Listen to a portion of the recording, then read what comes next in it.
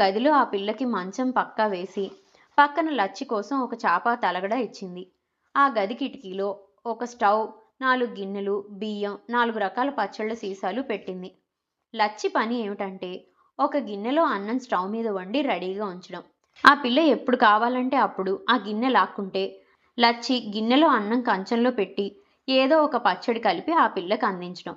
ఆ పిల్ల తిని పడుకునేది, మళ్ళీ లేచేది, మళ్ళీ తినేది, మళ్ళీ పడుకునేది. మధ్య మధ్యలో పక్కలోనే అన్నీ కానిచ్చేసేది. అవన్నీ లచ్చి శుభ్రం చేసేది. ఆ గిన్నెలు కంచం ఎప్పటికప్పుడు కడిగేది.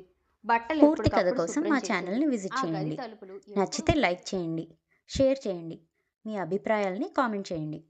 అలాగే మా ఛానల్ని సబ్స్క్రైబ్ చేసి పక్కనున్న గంట కొట్టారనుకోండి, నేను ఇలా వీడియో పెట్టగానే అలా మీకు నోటిఫికేషన్ వచ్చేస్తుంది. ఎన్నో మంచి మంచి ఇంట్రెస్టింగ్ కథల్ని మిస్ కాకుండా వినేయచ్చు. చేస్తారు కదా మరి.